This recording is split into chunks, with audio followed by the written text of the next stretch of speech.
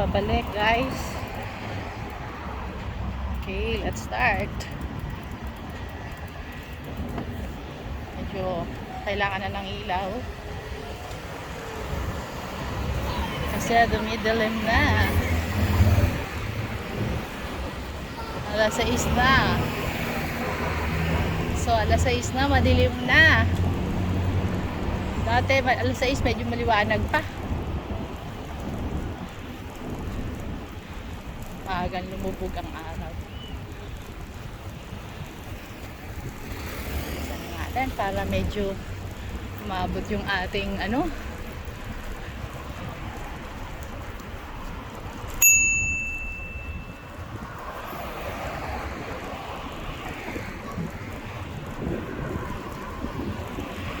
umabot yung ating video.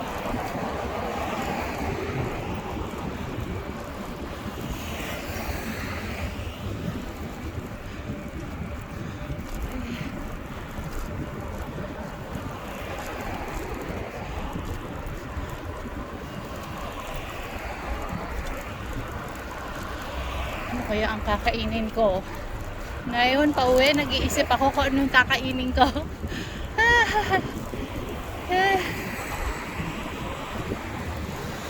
Ba naman?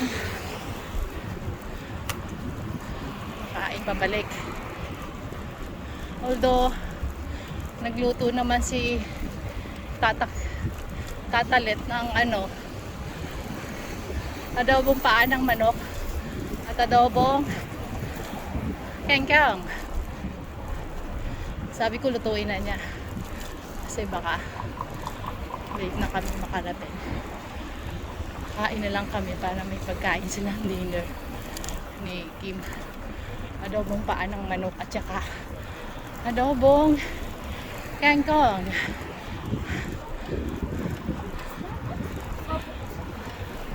Ako naman siguro mga kebab na lang. Let's see. Baka try natin yung ibang dishes naman nila doon. With Arabic bread. At least, no more rice. Trying hard na mag less rice. At least one rice a day lang. Okay na. Okay. Siya pag madilim. Pwede na rin natin ipaspas kasi napakaluwag ng daan. Diba? Oh.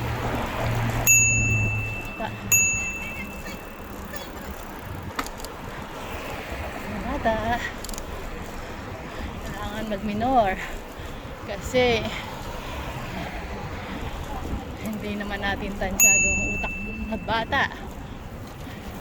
Biglang pabago-bago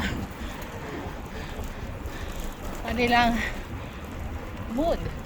Pag gusto nilang tumakbo, takbo.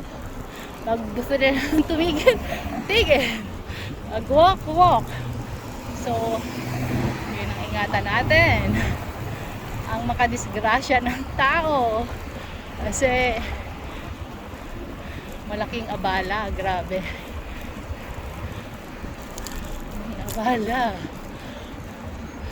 Malaking abala at malaking expenses. Yeah. Always keep safety first.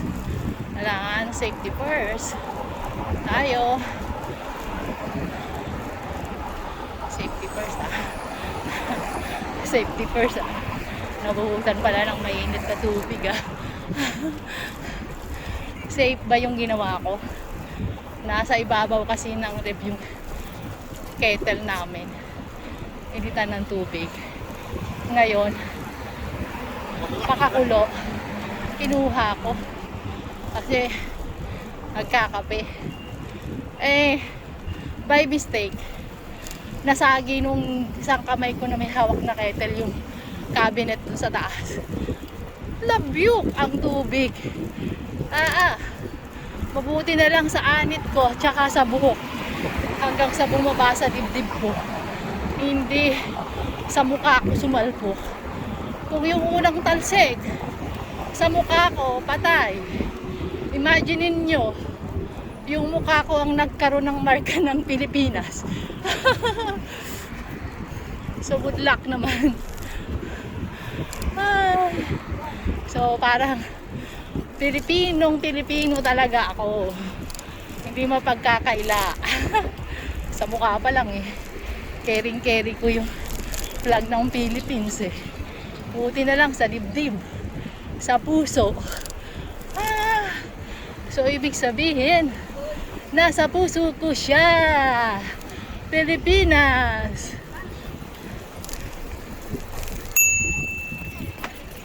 Nasa puso ko ang Pilipinas.